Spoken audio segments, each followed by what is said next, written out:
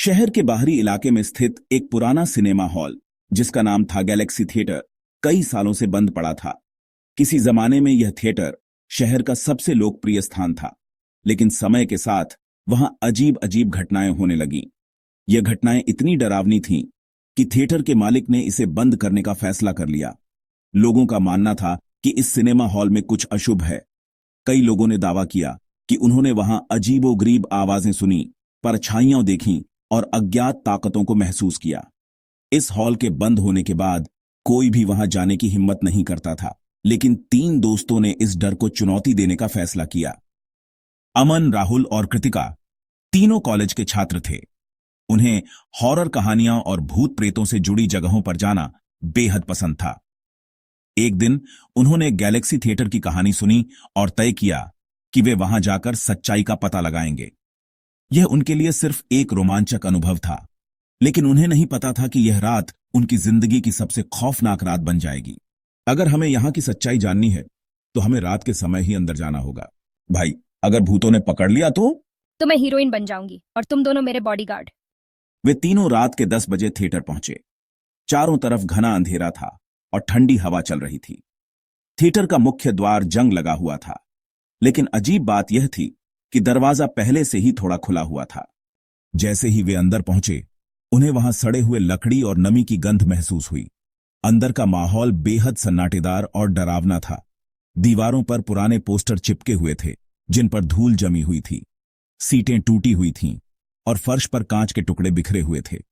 अचानक उन्हें किसी के कदमों की आवाज सुनाई दी। तीनों ने एक दूसरे की तरफ देखा। शायद यह हमारी अपनी ही आवाज का प्रतिध्वनि है, लेकिन यह आवाज बार बार आ रही थी, जैसे कोई उनके पीछे चल रहा हो। वे तीनों प्रोजेक्टर रूम की तरफ बढ़े।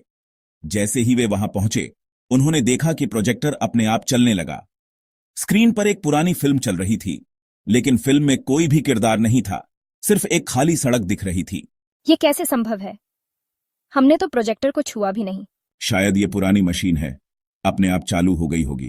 तभी स्क्रीन पर एक परछाई दिखाई दी। यह परछाई धीरे धीरे बड़ी होती गई और फिर अचानक गायब हो गई। जैसे ही वे प्रोजेक्टर रूम से बाहर निकले, कृतिका ने महसूस किया कि कोई उसके कंधे पर हाथ रख रहा है। उसने तुरंत पीछे मुड़कर देखा, लेकिन वहां कोई नहीं था। शायद तुम्हें भूतों का स्वागत करने आया कोई मेहमान छूकर चला गया। लेकिन कृतिका के चेहरे पर डर साफ झलक रहा था। उसने कहा, यह मजाक का वक्त नहीं है, मैं सच में कुछ महसूस कर रही हूं।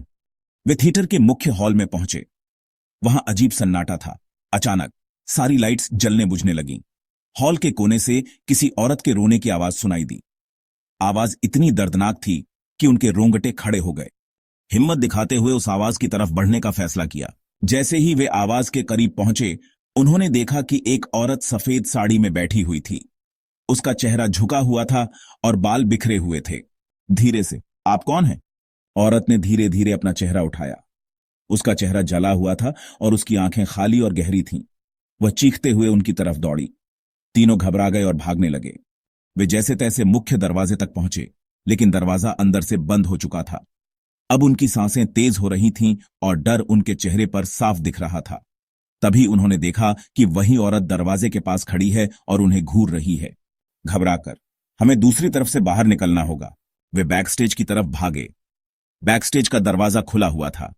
वे जैसे ही बाहर निकले, उन्होंने महसूस किया कि बाहर की हवा बेहद ठंडी थी और सब कुछ असामान्य लग रहा था।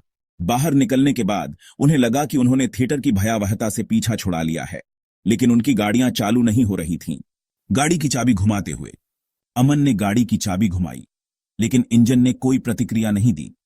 तभी उन्होंने महसूस किया कि पीछे से कोई गाड़ी की खिड़की पर खटखटा रहा है। खिड़की के बाहर झांककर वहां कोई नहीं है। गाड़ी के शीशे पर उंगलियों के निशान बनते जा रहे थे, जैसे कोई अदृश्य शक्ति उन्हें रोकने की कोशिश कर रही हो। जोर से, हमें यहां से पैदल ही निकलना होगा। वे अंधेरे रास्ते पर चलने लगे। हर तरफ सिर्फ सन्नाटा और उनकी तेज होती धड़कनें थीं। अचानक उनके पीछे से किसी के चलने की आवाज आई। जब उन्होंने मुड़कर देखा तो वही सफेद साड़ी वाली औरत दूर खड़ी थी और उनकी तरफ इशारा कर रही थी। जैसे ही वे किसी तरह अपने घर पहुंचे, उनकी सांस में सांस आई, लेकिन यह राहत ज्यादा देर तक नहीं टिक पाई। राहुल के फोन पर एक नोटिफिकेशन आया। वह नोटिफिकेशन एक लाइव वीडियो का था, जो गैलेक्सी थिएटर के अंदर की फुटेज थी। उस वीडियो में तीनों को उसी औरत के साथ खड़ा हुआ दिखाया गया था जो उनसे बात कर रही थी। ये कैसे संभव है? ये वीडियो किसने बनाया? तभी कमरे की लाइट्स जलने बुझने लगी और वे तीनों चीख पड़े।